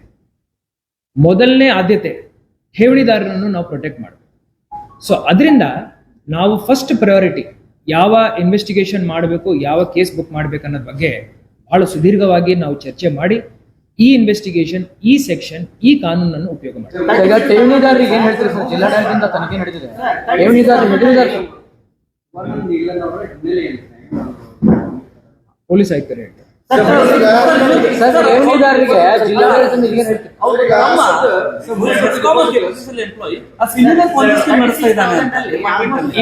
ಈಗ ಏನು ಪ್ರಶ್ನೆ ಕೇಳಿದ್ರೆ ಠೇವಣಿದಾರರಿಗೆ ಏನ್ ಹೇಳ್ತೀರಿ ಸರ್? ಠೇವಣಿದಾರಿಗೆ ಬಹಳ ಸ್ಪಷ್ಟವಾಗಿ ಹೇಳ್ತಾ ಇದ್ದೀನಿ, ಪ್ರೈಮಾ ಫೇಸಿ ಇದೊಂದು ಫ್ರಾಡ್ ಸ್ಕೀಮ್ ಇದೆ.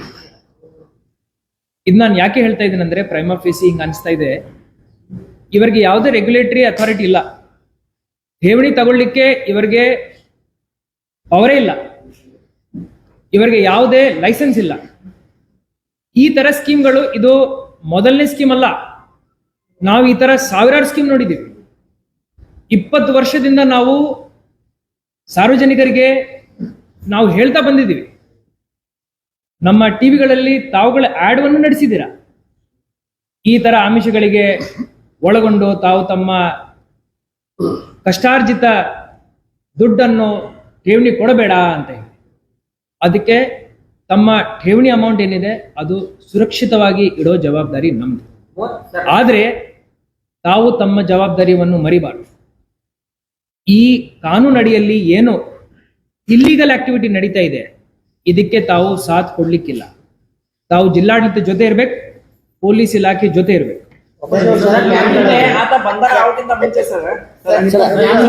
ಪೊಲೀಸ್ ಆಯುಕ್ತರಿಗೆ ಪೊಲೀಸ್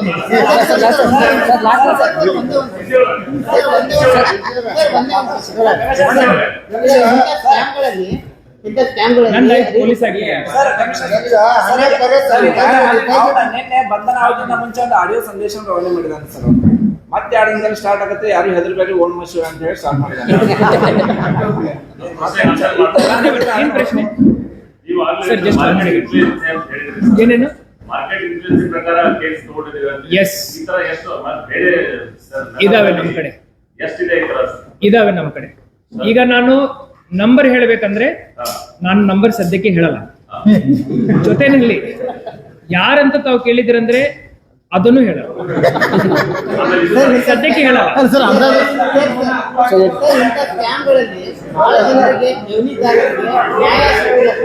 ಪೊಲೀಸ್ ಆಯುಕ್ತರು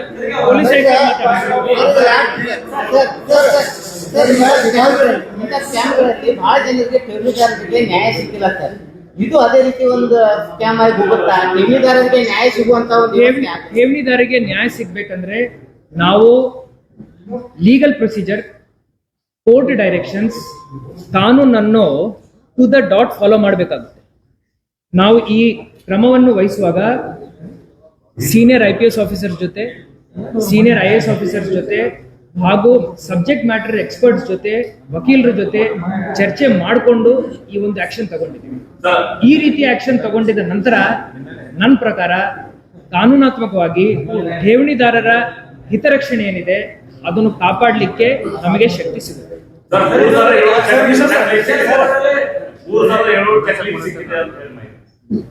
ಇನ್ವೆಸ್ಟಿಗೇಷನ್ ಅಲ್ಲಿ ಪ್ರೈಮಾ ಫೇಸಿ ಡಾಕ್ಯುಮೆಂಟ್ ನಮಗೆ ಸಿಕ್ಕಿದೆ. ಪ್ರೈಮಾ ಫೇಸಿ ಇನ್ವೆಸ್ಟಿಗೇಷನ್ ಅಲ್ಲಿ ನಮಗೆ ಡಾಕ್ಯುಮೆಂಟ್ ಸಿಕ್ಕಿದೆ. ಸುಮಾರು ಬಾಂಡ್ ಸಿಕ್ಕಿದಾವೆ, ಬಾಂಡ್ಸ್ ಜೊತೆನಲ್ಲಿ ಸುಮಾರು ಚೆಕ್ಸ್ ಸಿಕ್ಕಿದ್ದಾವೆ. ಇದರದೆಲ್ಲ ಕಾಪಿಗಳನ್ನು ನಾವು ಕಂಪೈಲ್ ಮಾಡಿ ಸ್ಟೇಟ್ಗೆ ಈಗಾಗಲೇ ಕಳಿಸ್ಬಿಟ್ಟು ಸ್ಪೆಷಲ್ ಕೋರ್ಟ್ ಅಲ್ಲಿ ರೆಫರೆನ್ಸ್ ಕೊಡ್ತಾರೆ. ಕೋರ್ಟ್ ನಂಬರ್ 91 ಪೇಜ್ ಅಂತಾನೆ. ಸರ್ ಅಲ್ಲ, 36,000 ನೀವು- ಅಲ್ಲಿ ಅಲ್ಲ, ರೆವಿನ್ಯೂ ಇಲಾಖೆಯವರು ಸರ್, ಈಗ- ಜಂಟಿ ಕಾರ್ಯಾಚರಣೆ ಮಾಡಿದ್ರಿ. ಸರ್ ಈಗ ಠೇವಣಿದಾರರು ತಮ್ಮ ಹಣ ತಮಗೆ ಪರತ್ ಸಿಗ್ಬೋದಾ ಅಂತ ಏನಾದ್ರು ಭರವಸೆ ಇಡ್ಬೋದಾ? ಯಾವಾಗ ಯಾವಾಗ ತನಿಖೆ ಮುಗಿದ ಬೆಳಕಾದ್ರೂ ಸಿಗ್ಬೋದಾ ಅಂತ ನಿರೀಕ್ಷೆ ಮಾಡ್ಬೋದಾ? ಐ ಆಮ್ ಸೆಲ್ಡ್ ಅಂತ ಹೇಳಿ.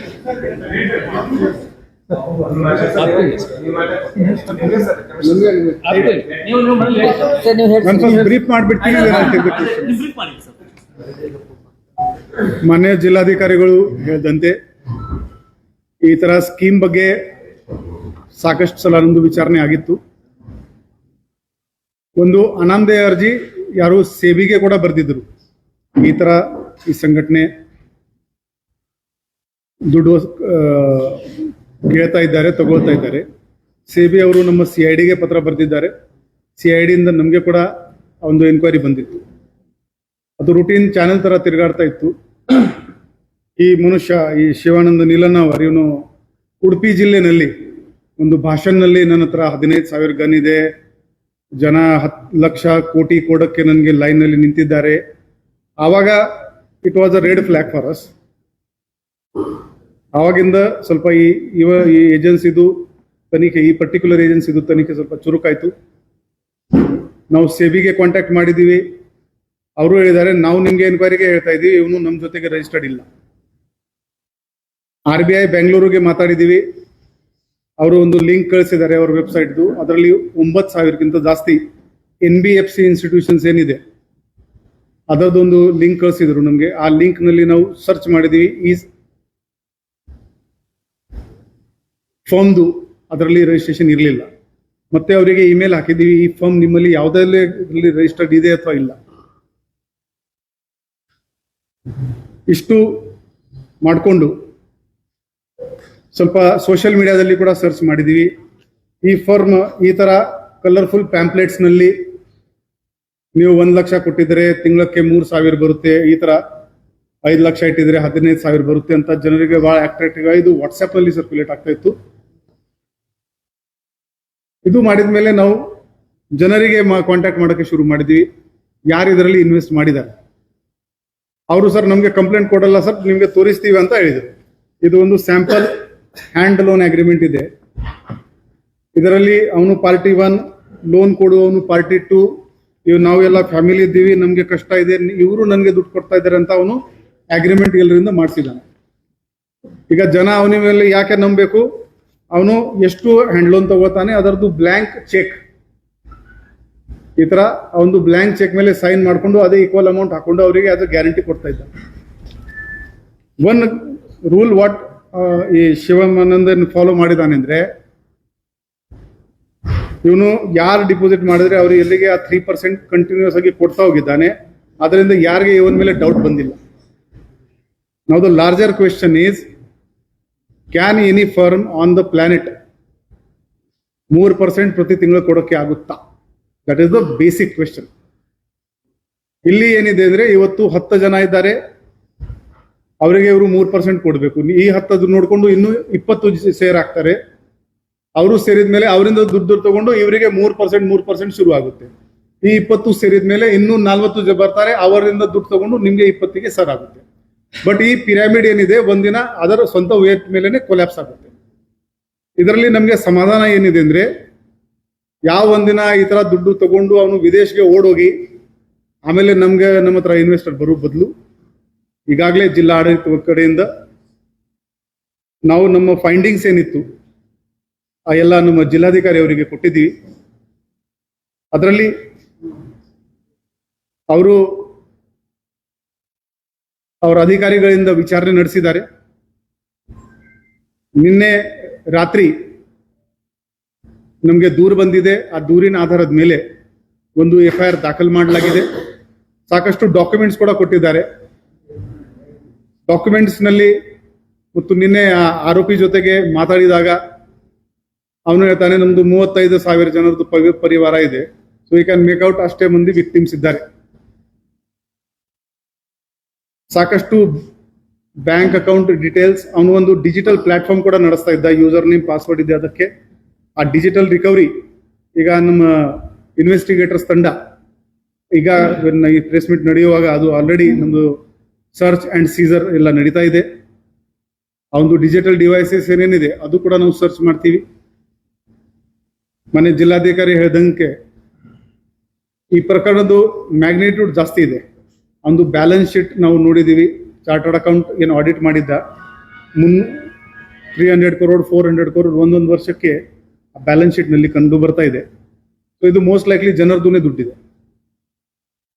ಸೊ ಈ ಕೇಸ್ ಅಂತರ್ ಜಿಲ್ಲೆ ಅಂತರ್ ರಾಜ್ಯ ಇರುವುದರಿಂದ CIDಗೆ ವರ್ಗಾವಣೆ ಮಾಡೋಕ್ಕೆ ಇವತ್ತು ನಾವು ರಿಕ್ವೆಸ್ಟ್ ಕೂಡ ಈಗಾಗಲೇ ನಮ್ಮ ಚೀಫ್ ಆಫೀಸ್ಗೆ ಕಳಿಸಿದ್ದೀವಿ. ನಿನ್ನೆ ಈ ಇಂಟ್ರೋಗೇಷನ್ ಇವನಿಗೆ ಮಾಡುವಾಗ ಫಸ್ಟ್ ಪ್ರಶ್ನೆ ಇವರಿಗೆ ಇತ್ತು, ನೀವು ರಿಜಿಸ್ಟರ್ಡ್ ಇದ್ದೀರಾ? ಉತ್ತರ ಇತ್ತು ಇಲ್ಲ. ಅವ್ರದ್ದು ಪಾಸ್ಟ್ ಲೈಫ್ ಬಗ್ಗೆ ಕೇಳಿದಾಗ it was even more shocking. ಅವ್ರ ಕ್ವಾಲಿಫಿಕೇಶನ್ ಕೇಳಿದ್ದೀವಿ, ಎಲ್ಲಿ MBA ಆಗಿದ್ದಾರೆ, MBA ಫೈನಾನ್ಸ್ ಆಗಿದ್ದಾರೆ, ಬಹಳ ಮಾರ್ಕೆಟ್ದು ಉನ್ನತ ನಾಲೆಜ್ ಇದೆ ಅಂತ. ಕ್ವಾಲಿಫಿಕೇಶನ್ ಕೇಳಿದಾಗ ಅವರು ಹೇಳ್ತಾರೆ PUC ಆಗಿದ್ದಾನೆ ಅಂತ. ಸೊ ಸ್ಟಾಕ್ ಮಾರ್ಕೆಟ್ನಲ್ಲಿ ಕೂಡ ನಿಮಗೆ ಇನ್ವೆಸ್ಟ್ ಮಾಡಬೇಕಾದ್ರೆ ಸ್ವಲ್ಪ ಅಂಡರ್ಸ್ಟ್ಯಾಂಡಿಂಗ್ ಇರಬೇಕು. ಸೊ ಆಮೇಲೆ ಅವನು ಹೇಳ್ತಾನೆ ಅವನು FMCG, fisheries, real estate, social service ಇಲ್ಲಿ ಎಲ್ಲ ಇನ್ವೆಸ್ಟ್ಮೆಂಟ್ ಮಾಡಿದ್ದಾನೆ ಅಂತ. ಸೊ ಈಗ ನಮಗೆ ಎಕ್ಸ್ಪರ್ಟ್ದು ಕೂಡ ಅವಶ್ಯಕತೆ ಬೇಕಾಗುತ್ತದೆ, ಯಾಕಂದ್ರೆ ಆ ಬ್ಯಾಲೆನ್ಸ್ ಶೀಟ್ಸ್ ಇವೆ. ಇನ್ನು ಕೆಲವು ಇನ್ವೆಸ್ಟ್ಮೆಂಟ್ ಸ್ಟಾಕ್ ಮಾರ್ಕೆಟ್ನಲ್ಲಿ ಕೂಡ ಮಾಡಿದ್ದಾನೆ. DC ಅವರು ಹೇಳ್ದಂಗೆ ಈಗಾಗಲೇ ನಾವು ಯಾವಾಗ ಮಾತಾಡ್ತಾ ಇದ್ದೀವಿ, ಈಗಾಗಲೇ ಎಲ್ಲ ಕರೆಸ್ಪಾಂಡೆನ್ಸ್ಗಳು ಶುರು ಆಗಿದೆ. ನಮ್ಮ ಡಿಪಾಸಿಟರ್ಸ್ದು ಏನು ಠೇವಣಿ ಇದೆ ಅದು ಕಾಪಾಡೋಕ್ಕೆ ನಾವು ಹೆಚ್ಚಿನ ಪ್ರಯತ್ನ ಮಾಡ್ತಾ ಇದ್ದೀವಿ. ಮತ್ತು ಈ ಪೂರ್ತಿ ಮ್ಯಾಟರ್ ಇಲ್ಲಿ ನಿಲ್ಲಲ್ಲ. ಇದರಲ್ಲಿ ಬರುವ ದಿನಗಳಲ್ಲಿ ನಮ್ಮ ಬೆಳಗಾವಿ ನಗರದಲ್ಲಿ ಆಗಲಿ, ಜಿಲ್ಲೆಯಲ್ಲಿ ಆಗಲಿ, ಎಲ್ಲಿ ಈ ಥರ 3%, 4%, 5% ಏನೇನಾಗ್ತಾ ಇದೆ ಅದರ ಬಗ್ಗೆ ಕೂಡ ಖಂಡಿತ ಆಗಿ ವಿಚಾರಣೆ ಮಾಡಿಕೊಂಡು ಎಲ್ಲರ ಮೇಲೆ ನಾವು ಕಾನೂನು ರೀತ್ಯ ಕ್ರಮ ಜರುಗಿಸ್ತೀವಿ. ಐಸ್ ಕ್ರೀಮ್ ಸೇಲ್ ಮಾಡ್ತಾ ಇದ್ದಾರೆ. ಹೌದು, ಅವನು ಇಲ್ಲಿ ಬೆಳಗಾವಿನಲ್ಲಿ ಕರಿಯರ್ ಶುರು ಮಾಡಿದಾಗ ಅವನು ಐಸ್ ಕ್ರೀಮ್ ಸೇಲ್ ಮಾಡ್ತಾ ಇದ್ದ, ಡ್ರೈವಿಂಗ್ ಮಾಡ್ತಾ ಇದ್ದ, ಎಲ್ಲ ಪೆಟಿ ಜಾಬ್ಸ್ ಕೂಡ ಮಾಡಿದ್ದಾನೆ. ಅವನಲ್ಲಿ ಆಮೇಲೆ ಐಸ್ ಕ್ರೀಮ್ ಫ್ಯಾಕ್ಟ್ರಿ ಹಾಕಿದ್ದಾನೆ, ಅದು ಲಾಸ್ನಲ್ಲಿ ಹೋಯ್ತು. ಆಮೇಲೆ ಯಾರಿಂದ ಸಾಲ ತಗೊಂಡು 2016ನಲ್ಲಿ ಅವನು ಸ್ಟಾಕ್ ಎಕ್ಸ್ಚೇಂಜ್ನಲ್ಲಿ ಇನ್ವೆಸ್ಟ್ಮೆಂಟ್ ಶುರು ಮಾಡಿದ್ದಾನೆ. 2020ರಲ್ಲಿ ಜೂನ್ನಲ್ಲಿ ಕೋವಿಡ್ ಪೀರಿಯಡ್ನಲ್ಲಿ ನಮ್ಮ ರಿಜಿಸ್ಟ್ರಾರ್ ಆಫ್ ಫರ್ಮ್ಸ್ ಜೊತೆಗೆ ಈ ಶಿವಮ್ ಅಸೋಸಿಯೇಟ್ಸ್ ಅಂತ ಒಂದು ಫರ್ಮ್, ಅವನು ಮತ್ತು ಅವನದು ಒಂದು ಫ್ರೆಂಡ್, ಈ ಇಬ್ರು ಮಂದಿ ಈ ರಿಜಿಸ್ಟ್ರೇಷನ್ ಮಾಡಿದ್ದಾರೆ. ಈ ಫರ್ಮ್ ಹೆಸರಲ್ಲಿ ಇವನು ಈ ಎಲ್ಲ ದುಡ್ಡು ಜನರಿಂದ ತಗೊಳ್ಳೋಕೆ ಶುರು ಮಾಡಿದ್ದಾರೆ. ನಿವೃತ್ತ ಯೋಧರು ಜಾಸ್ತಿ ಇದ್ದಾರೆ, ನಿವೃತ್ತ ಯೋಧರನ್ನ ಹೂಡಿಕೆ ಮಾಡಿದ್ದಾರೆ ಅಂತ ಹೇಳಿ. ಈಗ FIR ಆಗಿ ಬರೀ 16 ಗಂಟೆ ಆಗಿದೆ. ನಾವು ಆ ಡಿಜಿಟಲ್ ಎವಿಡೆನ್ಸ್ ಏನಿದೆ ಅವನು ಎಕ್ಸ್ಟ್ರಾಕ್ಟ್ ಮಾಡಿಕೊಂಡು ಕಾಪಿ ತಗೊಂಡು ಅನಾಲಿಸಿಸ್ ಮಾಡಬೇಕು. ಹೇಳಿ ಕೇಳಿ ಏನು ಬಂದಿದೆ, I cannot comment on camera. So ಆ ಲಿಸ್ಟ್ ನೋಡದೆ ನಾನು ಅದರ ಬಗ್ಗೆ ಕಮೆಂಟ್ ಮಾಡೋಕ್ಕೆ ಆಗಲ್ಲ.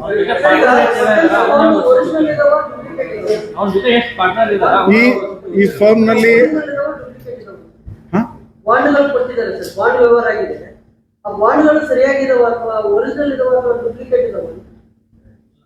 ಬಾಂಡ್ ಲೀಗಲ್ ಸ್ಯಾಂಕ್ಟಿಟಿಗೆ ಏನೇ ಒಂದು ಮ್ಯಾಕ್ಸಿಮಮ್ NI ಆಕ್ಟ್ ನಲ್ಲಿ ಆಗುತ್ತೆ ಅಕೌಂಟಬಿಲಿಟಿ. ಬಾಂಡ್ ಇಂಪಾರ್ಟೆಂಟ್ ಅಲ್ಲ, ಠೇವಣಿ ಇಂಪಾರ್ಟೆಂಟ್, ಡೆಪಾಸಿಟ್ ಇಂಪಾರ್ಟೆಂಟ್. ಅದು ಲೀಗಲ್ ಆಸ್ಪೆಕ್ಟ್ಸ್ ನಾವು ನುವಾನ್ಸಸ್ ಚೆಕ್ ಮಾಡ್ತೀವಿ.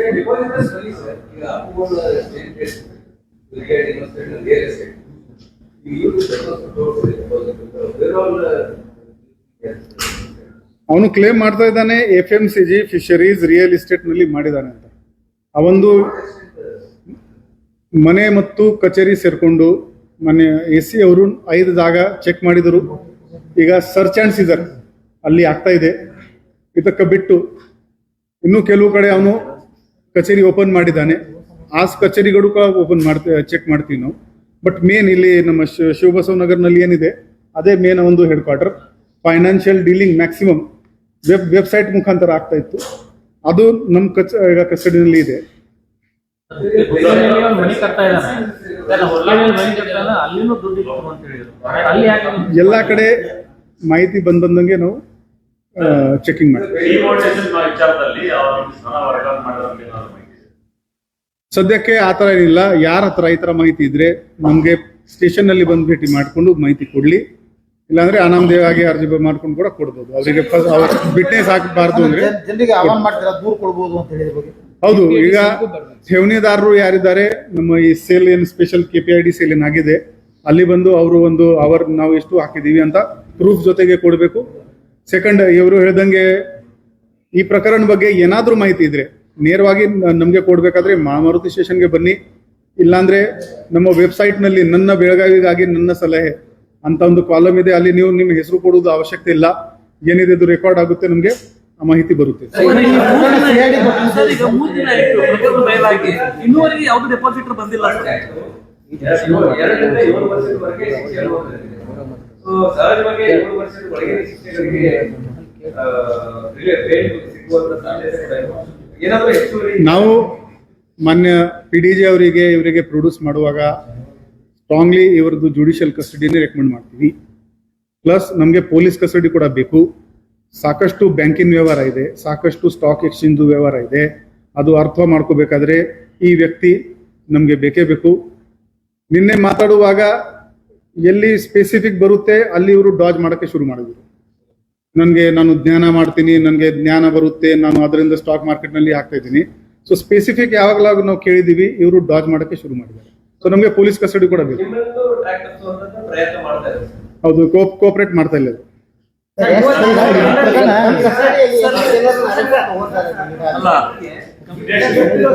ಇನ್ವೆಸ್ಟಿಗೇಷನ್ ಎಲ್ಲರದು ಎನ್ಕ್ವೈರಿ ಆಗುತ್ತೆ. ಕಲ್ಪಬಿಲಿಟಿ ಇದ್ರೆ ಕ್ರಮ ಆಗುತ್ತೆ. ಅದು ಎಲ್ಲ part of investigation. That all will be. Even 10 ರೂಪಾಯಿದು ಕೂಡ ಪರ್ಚೇಸ್ ಆಗಿದ್ದರೆ ಅದು ಜನರದ್ದು ದುಡ್ಡು ಇದೆ. It will be part of the investigation. Sir, ಈ ಪ್ರಕರಣದಲ್ಲಿ CID ಕೊಟ್ಟಿರೋದು format of government officer by ಈ ಫೇಕ್ ಕಾಲ್ ಸೆಂಟರ್ ಕೇಸಲ್ಲಿ ಯಾರು ವಿಕ್ಟಿಮ್ಸ್ ಇದ್ದಾರೆ, ಅವ್ರ ಅಪ್ರೋಚ್ ಆಗಿಲ್ಲ ಅನ್ನೋ ಲೈನ್ ಅವ್ರು ಆರ್ಗ್ಯೂ ಮಾಡಿದ್ರು. ಈಗೂ ಮಾಡ್ಬೋದು. ಆಲ್ರೆಡಿ ನಮ್ಮ ಲೋಕಲ್ ಲಾಯರ್ಸ್ ಅವರು ಜಾಮೀನು ಮಾತಾಡ್ತಾರೆ. ಈ ವಿಚಾರ ಕ್ಯಾಮೆರಾ ಮೇಲೆ ಬೇಡ, ಅಲ್ಲಿ ಡಿಸ್ಕಸ್ ಸೆಪರೇಟ್ಲಿ. ಅದೇನಾದ್ರೂ ಮಾಹಿತಿ ಕೊಟ್ಟ 15,000 ಬಂದೂಕಿದಾವೆ ಅಂತ ಹೌದು, ಅದು ಕೂಡ ದಟ್ ವಾಸ್ ದ ಟ್ರಿಗರ್. ಈ ಸಂಘಟನೆ ಹಿಂದೆ ನಾವು ಹೋಗುವುದು ಕಾರಣನೇ ಅದಿತ್ತು. ಆ ಮಾತೇನಿತ್ತು, ದಟ್ ವಾಸ್ ದ ಟ್ರಿಗರ್. ನಮ್ಗೆ ಗಾಬರಿ ಏನಾಯ್ತು, ಇವನು ಗ್ಯಾಂಗ್ ಕಟ್ತಾ ಇದ್ದಾನೆ ಅಂತ. ಸೊ ಈಗ ಮನೆ ಸರ್ಚ್ ನಲ್ಲಿ ಮಾಡುವಾಗ ನಮ್ಮ ಇನ್ಸ್ಪೆಕ್ಟರ್ಗಳಿಗೆ ಅದೇ ಹೇಳಿದೀವಿ. ಬಾಕಿ ಫೈನಾನ್ಷಿಯಲ್ ಜೊತೆಗೆ ವೆಪನ್ ವಗೇರಾ ಇದೆಯಾ ಇಲ್ಲ, ಆರ್ಮ್ ಲೈಸೆನ್ಸ್ ಇದೆ ಇಲ್ವಾ. ಈಗ ಇಂಟ್ರೋಗೇಷನ್ ನಲ್ಲಿ that will also be integral part. Sir, ಅವರು ಟೀಮಲ್ಲಿ 15,000 ಜನ ಎಕ್ಸ್ ಸರ್ವಿಸ್ ಮ್ಯಾನ್ ಆರ್ಮಿಯವರು ಇದ್ದಾರೆ. ಆ ಕಾರಣಕ್ಕೆ ಆತ ಅವ್ರ ಹತ್ರ ಗಂಡುಗಳಿರ್ತಾವೆ, ಅದನ್ನೇ ಆತ ವಿಡಿಯೋದಲ್ಲಿ ಹೇಳಿದ್ದಾನೆ ಅಂತ. ಅದು ಈಗ ದಟ್ ಇನ್ವೆಸ್ಟಿಗೇಷನ್ ಅಲ್ಲಿ ನಾವು ವೆರಿಫೈ ಮಾಡ್ತೀವಿ. ಈಗ CID ಕೊಟ್ಟೇನಂತ ಹೇಳಿ ಪ್ರಕರಣ CID ಹೋಗ್ತಂತೆ. ಬಹುತೇಕ ಹಿಂದೆ CID ಕೊಟ್ಟಂತ ಪ್ರಕರಣಗಳು ಆನಂದ ಅಪ್ಪುಗಳು ಎಲ್ಲ ಪ್ರಕರಣಗಳು ಫೇಲ್ ಆಗಿದೆ. ಇದ್ರ ಬಗ್ಗೆ ಇಡಿ ಪತ್ರ ಬರೀತಿಲ್ಲ ಅಂತ ಹೇಳಿ ಇಡಿಗೆ ಪತ್ರ ಬರೀತಾರೆ. ನಮ್ಮ CID one of the most competent CID in the country ಇದೆ. ಅವರು ಸಾಕಷ್ಟು ಸೀರಿಯಸ್ ಪ್ರಕರಣ ತುಂಬಾ ಚೆನ್ನಾಗಿ ಭೇದಿಸಿದ್ದಾರೆ. ಬರ್ಡ್ಸ್ ಆಕ್ಟ್ ವಗೇರಾನಲ್ಲಿ ಅದು ಸ್ಟೇಟ್ ಜುರಿಸ್ಡಿಕ್ಷನ್ ಅಥವಾ ಕಂಟ್ರಿ ಜುರಿಸ್ಡಿಕ್ಷನ್ ಇರೋದ್ರಿಂದ ಅವರಿಗೆ ಕೋಆರ್ಡಿನೇಷನ್ ಆಗಲಿ ಏನಾಗಲಿ, they are empowered for that. They are specialised team ಇದೆ. ಸೈಬರ್ ಟೀಮ್ ತುಂಬಾ ಚೆನ್ನಾಗಿದೆ ಅಲ್ಲಿ ನಮ್ಮ CID ನಲ್ಲಿ. ನಿಮಗೆ ಅವಕಾಶ ಇದ್ರೆ ನೀವು ಯಾವಾಗಲೂ ಅಲ್ಲಿ ಹೋಗಿ ನೋಡಿ ಬರ್ಬೋದು. ನಮಗೆ ಪೂರ್ತಿ ವಿಶ್ವಾಸ ಇದೆ, ನಮ್ಮ CID very well can handle. ವಿದೇಶ ಲಿಂಕ್ ಏನಾದ್ರೆ ಅಥವಾ ಪಾಸ್ಪೋರ್ಟ್ ಏನಾದ್ರು ತಾವು ಇವತ್ತು ಜಪ್ತ್ ಮಾಡ್ತಾರೆ. ಸರ್, ವಿದೇಶಿ ಅಲ್ಲಿಂದ ಏನಾದ್ರು ಹಣ ಬಂದಿರಬಹುದು ಅಥವಾ ಇವರು ಏನಾದ್ರು ವಿದೇಶದಲ್ಲಿ ಹೂಡಿಕೆ ಮಾಡಿರುವಂತದ್ದು. ಈಗ ಫಾರಿನರ್ಸ್ ಇಂದ ಹಣ ಬರ್ತದೆ. ಅಕೌಂಟ್ ಅನಾಲಿಸಿಸ್ ಮಾಡಿದ ಮೇಲೆ ನಾನು ಏನು ಕಮೆಂಟ್ ಮಾಡ್ಬೋದು. ಸದ್ಯಕ್ಕೆ ಬರೀ 16 ಗಂಟೆ ಆಗಿದೆ. ಮೇಲ್ನೋಟಕ್ಕೆ ಯಾರೆಲ್ಲ ಠೇವಣಿ ಡೆಪಾಸಿಟರ್ಸ್ ಇನ್ಫಾರ್ಮೇಶನ್ ಸದ್ಯಕ್ಕೆ ಕೊಡಲ್ಲ.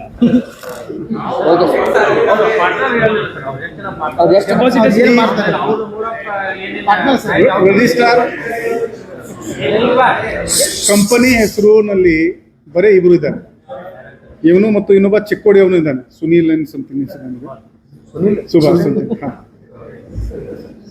ಅವನಿಗೆ ಕೂಡ ಈಗ ವಿಚಾರಣೆಗೆ ಕರೆ ಮಾಡ್ತಾ ಇದ್ವಿ. ಅವನದು ರೋಲ್ ಏನಿದೆ ಅದು ಕೂಡ ಚೆಕ್ ಮಾಡ್ತೀವಿ.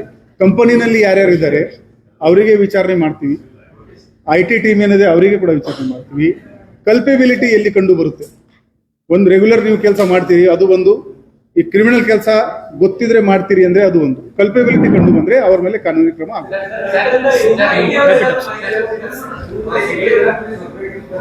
I have already answered that question, Vishnu. One by one bite at a time. Last 2 questions.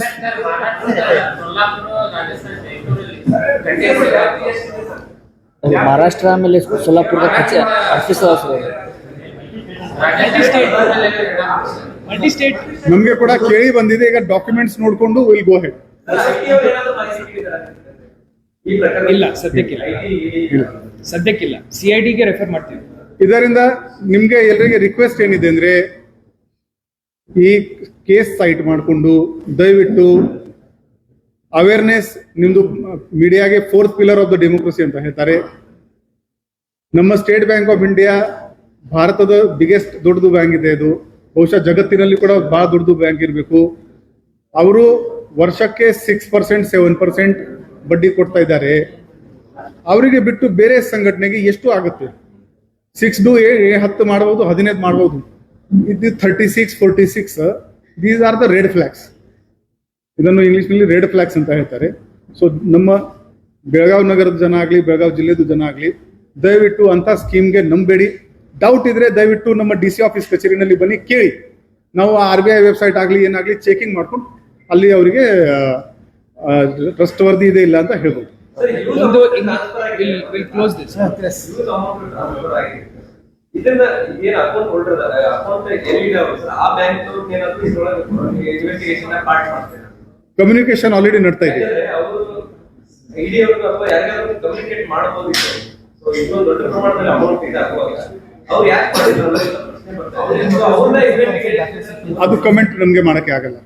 ಅಲ್ಲ ಬ್ಯಾಂಕ್ ಅವರು investigation this is sir will check it. ಇನ್ನೊಂದು ಭೂ ದಾಖಲೆ ಸಂಬಂಧಪಟ್ಟಂಗೆ ಸತ್ತವರ ಹೆಸರಲ್ಲಿ ನಕಲಿ ದಾಖಲೆ ಫಸ್ಟ್ ಇಂಗ್ಲಿಷ್ ಅಲ್ಲಿ ಯಾರಿಗೆ ಬೇಕಾ ಹೇಳ್ಬಿಡ್ತೀವಿ. ಸರ್ ಇಂಗ್ಲಿಷ್ ಅಲ್ಲಿ ಯಾರಿಗೆ ಬೇಕು ಹೇಳ್ಬಿಡ್ತೀವಿ. ಸರ್ ಅದೊಂದು ಇಂಗ್ಲಿಷ್ ಶಬ್ದ ಹೇಳ್ತೀನಿ, ಅದನ್ನೇ ಸಬ್ರಿಜಿಸ್ಟರ್ ಅದನ್ನೇ ಇಂಗ್ಲಿಷ್ ಇದೆ